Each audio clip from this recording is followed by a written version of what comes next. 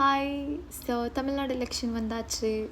So தமிழ்நாடோட CM யாருன்னு நமக்கு தெரிஞ்சாச்சு. So okay, Vijay sir, Vijay ஃபேனாக அவர் கெடிச்சது, அவர் வெற்றி அடைஞ்சது எனக்கு ரொம்ப ரொம்ப ஹாப்பியாக இருக்குது. பட் நான் உங்களுக்கு ஒரு கொஸ்டின் கேட்கணும்னு நினைக்கிறேன். என்ன கொஸ்டின் தெரியுமா? ஓகே ஃபைன், விஜய்க்கு நம்மளாம் ஏன் ஓட் பண்ணோம்? விஜய்க்கு நம்ம நிறைய பேர் ஏன் ஓட் பண்ணீங்க? ஏன்னா ஒரு ஒரு டிஃப்ரெண்ட்டான ஒரு ஆட்சி வேணும், யூத்ஸை புரிஞ்சிக்கிட்டு ஒரு நல்ல ஆட்சி வேணும், ஒரு டிஃப்ரென்ஸ் வேணும், ஒரு மாற்றம் வேணும் அப்படின்னு சொல்லி தானே நீங்கள் விஜய் ஓட் பண்ணுறீங்க. சூப்பர், அவர் வெற்றி அடைஞ்சிட்டாரு. எனக்கு அதை பற்றி எந்த கொஸ்டினும் இல்லை. டிவிக்கு ஓட் பண்ணாங்களே அவங்கக்கிட்ட எனக்கு எந்த கொஸ்டினும் இல்லை.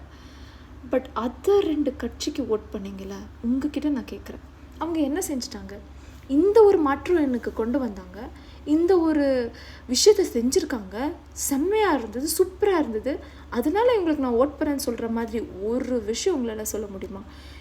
இவங்களை விட என்டிகே நான் டிசர்விங்னு நினச்சிங்களா? அவங்களுக்கு போட்டு வேஸ்ட் பண்ண அந்த ஓட்டை நீங்கள் என்டிகேக்கு போட்டிருக்கலாம். That's it what I'm saying.